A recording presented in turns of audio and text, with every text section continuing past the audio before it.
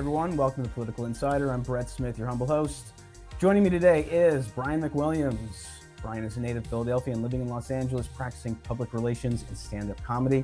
He's also the host and producer of Mean Age Daydream, the Lions of Liberty Network's weekly Wednesday look at current events, culture, comedy through a Liberty lens.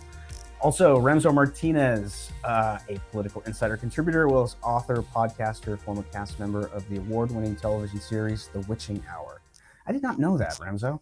There's a lot about me that people don't know. I get bored Man of very mystery easily and start just random projects on the side. They sometimes work out well, sometimes they don't. That's very I need true. to know what the award is. What's the award you want? Other people was award winning. You're like, what award? Girl It Scout would amaze you to know. 47's film festival. It was one was the Oneirus Film Festival in New York City. The other one was the Indie Films Award in San Francisco. It would amaze you the number of places we applied to be nominated where there was just no competition. So we were like rack and stack them while we can. That's cool. That's awesome. Well, fellas, great to have you here. Let's start things off with President Trump. This third campaign for the White House is getting little to no media attention. Plus, it seems that outside of his hardcore base, Republicans are waiting to see who else jumps in before they really throw support behind any one candidate. And with establishment types like McConnell and others, it seemed like his ability to obtain the GOP nomination in 2024 is less than certain now than it was in 2016, given the 2020 election. With that all said, should Donald Trump continue and try to win Republican voters over, or should he go rogue and run as an independent, potentially becoming a spoiler? I remember Ross Perot when I was a kid. That was fun. But I mean, this could split the ticket and just ensure Joe Biden remains in office. Brian, what do you think? Well, I mean, I think it all comes down to a question of Trump's ego and what he's trying to achieve, in my opinion, right? I think at this point in time, we looked at what happened with the midterm elections. His candidates, while some of them got into office in very, very, very strongly Republican areas, basically a shoo-in type of deal, where it was a little bit more debatable, where independents were involved, where there wasn't such a stronghold, his candidates did not fare well. So from a GOP perspective, you go, okay, we don't necessarily want him in there. And as you said, if he's going to run independent, let's say he does. Let's say his ego demands it because DeSantis gets the nod. What's he going to accomplish? I don't even think he's going to pull as much as Ross Perot. Because when you look at the GOP perspective, right, people were in a battle for the soul of the nation is what many people believe. I tend to believe that as well.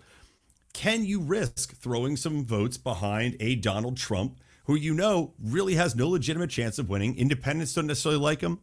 You're not going to get any Democrats. And if there's one thing that can galvanize people against, a GOP third candidate, it's going to be Donald Trump. So there's really no upside here. And for Donald Trump, who we know is very egotistical, to run, he would have to, number one, concede that he has been defeated in the GOP primaries, that he is not the guy, and he would have to eat a lot of crow knowing that he has no legitimate shot at winning as a third-party candidate, and I don't think he's willing to do that. I think one criteria to run as an independent candidate is to hear that giant sucking sounds that Ross Perot always used to talk about. You hear that? The giant sucking sound.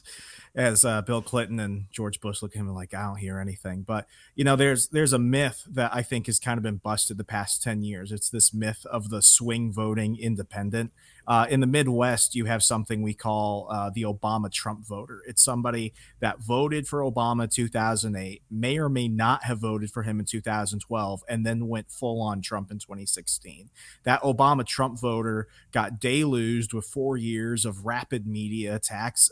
Everyone in the entertainment industry, everyone in academia telling them that the world was coming to an end if Donald Trump had been reelected in 2020. And they reluctantly voted for Biden because they thought, maybe if we get rid of Trump, we might not like what's going to happen, but at least things will return to normal. And normal is pretty subjective these days.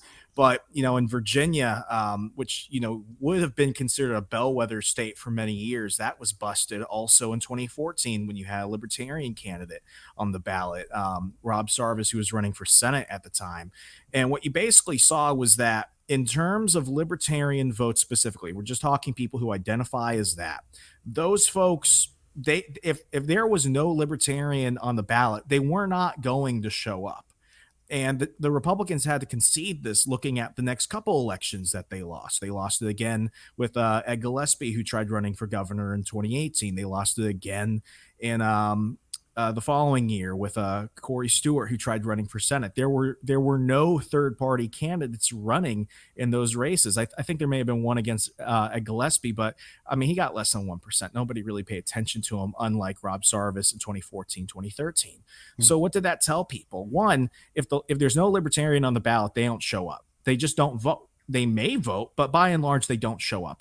And then in terms of these independents, if you really break it down, depending by state, these people that call themselves independents, if you look at their voting history, they almost always vote for one party. When we look at Virginia, when we look at Maryland, they're almost always voting Democrat. And I think if 2020 showed us one thing, it's that when the chips are down and people are actually convinced that we're in an Avengers Endgame level threat, they will absolutely throw all their criticisms aside and vote for who's going to give them the most comfort. So, if Trump decides to run third party, I completely agree with Brian. That's him giving up. That's him basically saying there's no way this is going to happen. So I might as well do it completely my way. But I mean, he's the Dwayne "The Rock" Johnson of politics. He will get Black Adam into theaters no matter what. Donald Trump will make himself the nominee no matter what. People are saying this is harder now than it was in 2016. I tend to think that's a little bit of historical revisionism, because I remember when he announced, the New York Post went ahead and had it. They didn't even have him on the front page the day he announced. They put him in like the humor section or something. They weren't paying attention to him.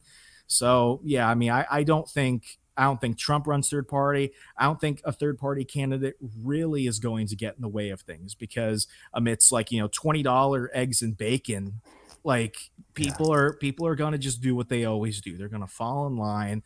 It's the end of the world once again. I don't think he runs third party. I don't think third party candidates really play much in 2024. Do you guys think people want what's familiar right now, rather than taking maybe a chance on Libertarian and third? I think this comes down to breaking out of comfort zones, and right now that's not something people want to do. So I'm just going to go with what's familiar: Democrat, Republican. Yeah, I think it's also something where we're coming out of obviously an era of absolute inflation. We've got a lot of things going on with the Ukraine. We've got an unsure economy. We also have the question of what's going on within the school systems, what's going on with CRT and education. And you look to somebody like DeSantis, who is essentially Trump in that he'll say what is unpopular he said, but he has a record now of actually standing up and doing things. The problem with a Libertarian third-party candidate or a Green Party candidate, or whoever it might be, is that there is no promise that even if they should win, that there is a pure a lever of power that they'll be able to pull, right? Now between the two parties that are in power, they both have power. They can both make things happen if they need to. And DeSantis has that in his back pocket. I did this. With a Libertarian, you are taking a absolute leap of faith. And to your point, I think right now there's too many variables, there's too much uncertainty and too much fear for people to take that leap. In 2020, the Libertarian Party presidential nominee received drastically fewer results than in 2016. It seems in our post-COVID lockdown society, Americans are firmly set in voting strictly, like we're talking about, for one or two of the major political parties. Does any third party stand a chance of making a significant go of things, such as the Brexit party prior to COVID? Or do you think the third party dream is just ultimately dead? And that's a jump ball for either one of you. Let's I'll just go ahead and swing this one real fast, Brian. Brexit, what succeeded in that wasn't necessarily a party. And I think that's where a lot of Americans, they look at the Brexit party in the UK and they try and apply the same circumstances there to over here. Was it a populist movement like what we saw in 2016? Yes. Did you have some pretty fringe outside the political establishment candidates running when you look at Farage and others? Yeah, absolutely. But, we're dealing with a parliamentary system. We don't have that here. In our constitutional republic, in the way that our three branches work, you can't succeed with that in either the House or the Senate. So, I mean, right there, you're already dealing with a major barrier. We also have, as Jon Stewart used to call it, 50 meth labs of democracy, where, you've got Alaska, who's actually trying to get rid of ranked choice voting. You've got some northeastern states like New Hampshire, who I think have instituted it. And then you've got other states where it's one ticket voting, where you're just voting a party. we're too scattered to allow that to succeed at a federal level. So right there, I kind of throw that out.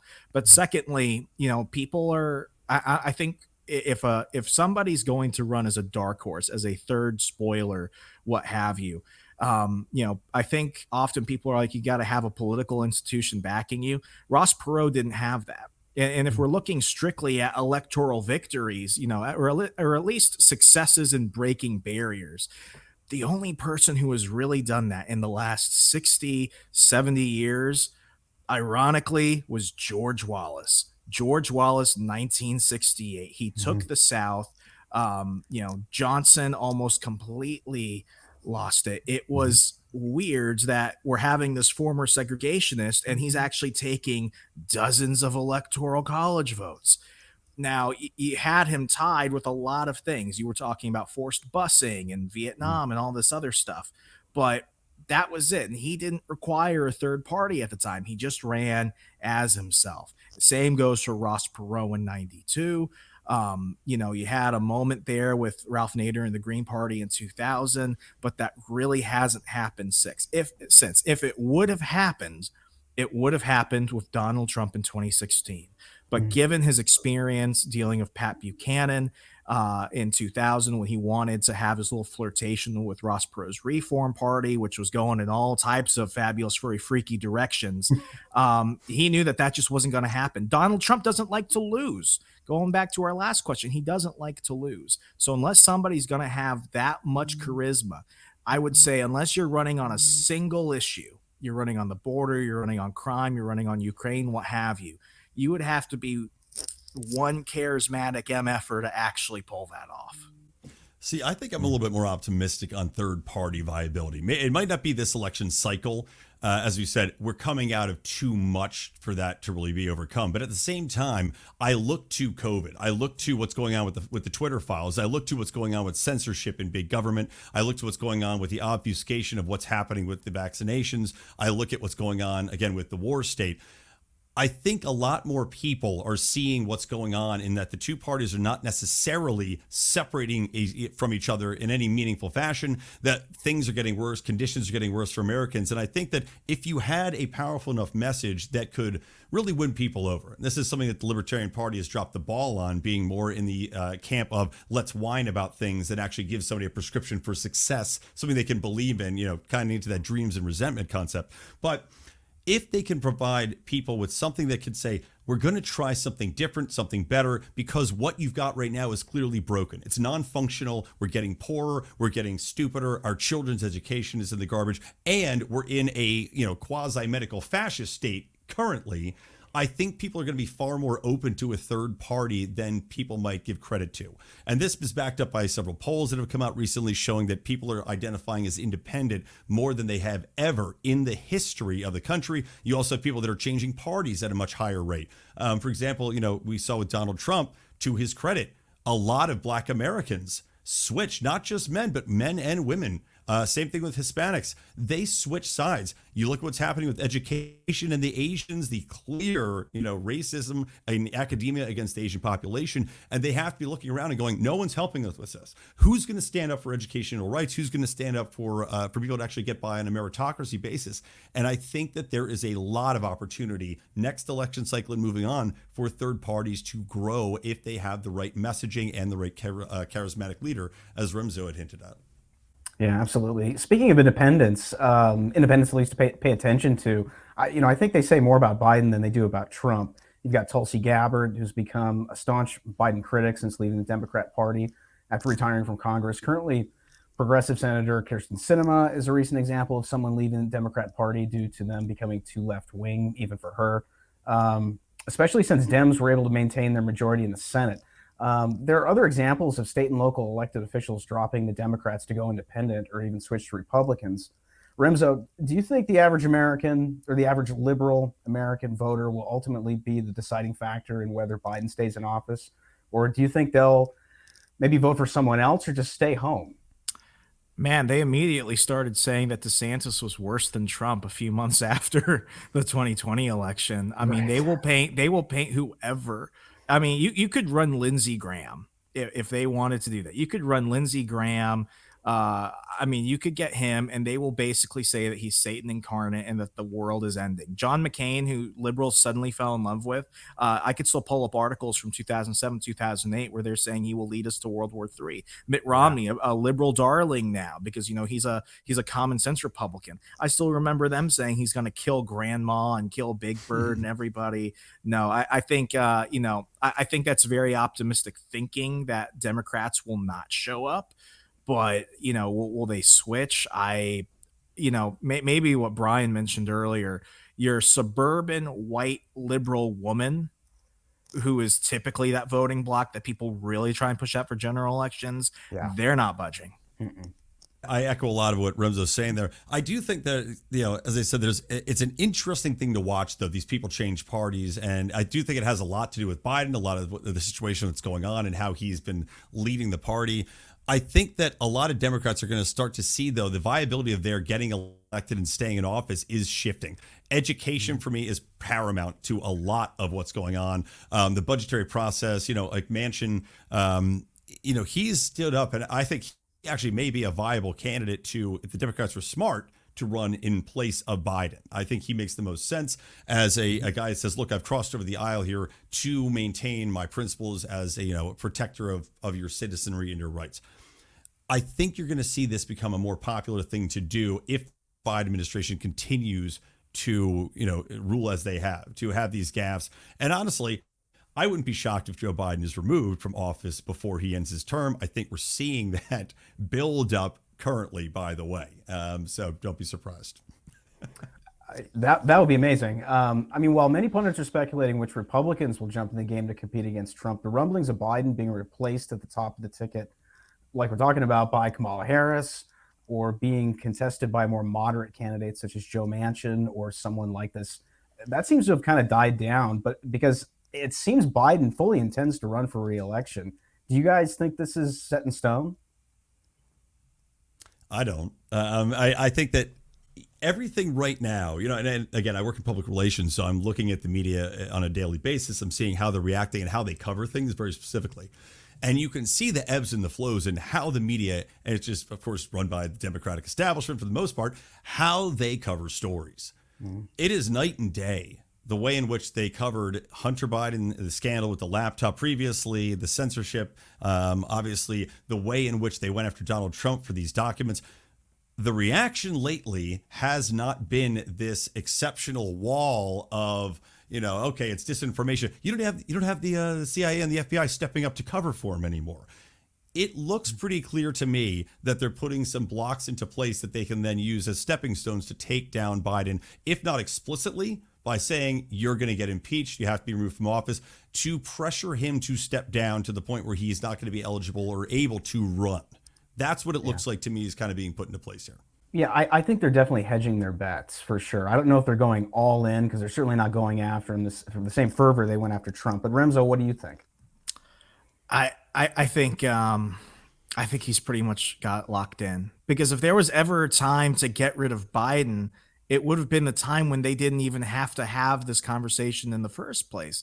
I mean, they were young, mentally competent, physically fit people without Alzheimer's running in 2020, and voters awkwardly, like they didn't entirely reject them and go for Biden at the beginning, because Buttigieg was, he was front of the pack until they all realized that they can't get a single app to work. It was so weird. But somehow, that demon monster lady from the Evil Dead, he just kind of crawled out. I mean, he out Bernied in some of that stuff. Bernie Sanders looks outright like a genius compared to Biden, who was just like, who are you? Where am I? Listen, Jack. I mean, I don't. Dude, we're dealing with somebody who was just like, this is a weekend at Bernie's. He's there. There's other people involved telling him what to do. Like, grandpa, move this way, sniff that kid, send weapons there. I think it is better for the Democratic establishment and the globalists to go ahead and keep him there than to get somebody that actually has ideas and wants to do something. I look at Biden and I just see a guy who's in a position of power and just saying, why shouldn't I run? why shouldn't I just stay right here? Like, what's wrong with this? The kids love me. Right. Exactly. But I think that's a surefire way for him to get defeated. That's where I think I'm coming from. I'm looking at it from the perspective of the average American who voted for Biden predominantly because he was not Trump. That's why he got elected, period. Flat out. If Trump does run again, you can galvanize and Biden will win again. If he doesn't run and if he doesn't get the nomination, I think you're going to find that most Americans have no faith in him. They can see the bumbles, they see the stumbles. And even if he's useful to the establishment, he's not going to be useful if he can't win. And frankly, I do not think that he can win. Go toe-to-toe with the GOP nominee, whether it's DeSantis or Trump. I agree. I can't see it happening. And I think that Trump will probably be smarter going into debates than he was in 2020. Lastly, what do you guys think top 3 biggest issues will be for voters in 2024? Remso, go first. What do you think? One, it's going to be taxes. Yeah. I mean, the thing is that both Republicans and Democrats, and this is to also hit Trump on this one, because he didn't change much of the inflationary policy. When it came to quantitative easing with the Fed, he allowed them just to go crazy. When Jerome Powell is on TV basically saying, I have no clue what's going on anymore, you've broken somebody. But, I think Republicans are going to shift it to taxes. I think a lot of Americans, especially this tax season, they're going to shift it to taxes. I think it's going to come to taxes for one reason. Republicans gooder, Democrats bad. But they're going to try and stick it to that because they don't want to talk about inflation. Because a worry that I've had for many years now is eventually, with the way that we've been running our monetary policy, is that you're going to have the conservative candidate stand up on a presidential stage one day and say, we will go ahead and solve our national debt by printing our way out of it.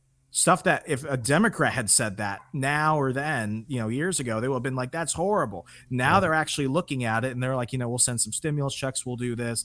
They will go ahead and like memory hole it. So I think it's going to be taxes. Second is going to be crime. You had a lot of those Trump candidates who were really trying to jump on crime. I think people are now feeling it now, especially if a lot of these district attorney races that people are now paying attention to. It used to just be Breitbart talking about the Soros funded district attorneys. Apart from the Political Insider where we cover it, I mean, Fox is having it covered. CNN is having to admit it. MSNBC, because now when you're letting known killers and rapists into the streets and they're going into other places that, where all the elites live and everything else, it's going to get a little bit dicey. I think it's going to go back to crime. And third, America does not want to be involved in Ukraine. All the people with the Ukrainian flag on their Twitter bios and everything, that shit's going to disappear. I think Black Lives Matter comes back. And what the narrative is going to be once they go ahead and start burning down half the country again is, why should we go ahead and send Abrams tank to Boris when, this kid in Chicago can't read at the age of 16? I think it goes back to that, because they always come around now. Yeah, I mean, I would agree on 2 of the 3 of those. I also had taxes, 10. I like, tying into inflation as well. Crime, I agree 100%. The one I don't agree on is Ukraine. I don't think that Americans are, well, I think the most Americans object to the war in Ukraine. They're not feeling that pinch that tightly, and it's still so far removed for them. It's not going to be a main issue. I also don't think that the appetite is actually there, and that might change by the time we hit 2024, especially with some of the people being named to some of the committees now, and of course, Schiff getting kicked off and Swalwell being kicked off hilariously. But I don't think that's going to be a big point of contention. I think that it's more likely, in my opinion, to still be the COVID medical state, and I'll tell you why I think that. Because Republicans can say, and especially if it's DeSantis, you can focus on that as a real point of differentiation between how governance was put into place, impacting people's lives specifically. You can look down the street and see how that impacted your neighbor, your friends, your loved ones, your children. That should be a sharp point of the spear. And I think that as we get to this point, as more comes out, you saw Project Veritas just released a video of Pfizer today talking about how they themselves were going to look to mutate the COVID virus. You're going to see that crony capitalism, that medical state come into such question and be put at the forefront of, we can never allow that to happen again. I just think the way things are going, it will be a major point of contention, and it's a reason that the GOP should hammer the Democrats. So I don't think they're going to get around it. Sadly, we're out of time. Brian, go ahead and give everyone your social media coordinates as well as where they can find you and your work. Oh, please follow me on Twitter at Brian with an I McWilliams, or at Lions of Liberty. That's the Lions Liberty Network podcast that we do. My show's Wednesdays, Mean Age Daydream, and otherwise, You can just find me rambling along with Remso here, there, everywhere, and fighting the good fight. Thanks for having me on. It was a good time. Awesome. Remso, go ahead. Go ahead and follow me on Twitter at HeyRemso and over at thepoliticalinsider.com. Awesome. Thanks, fellas. We'll do this again.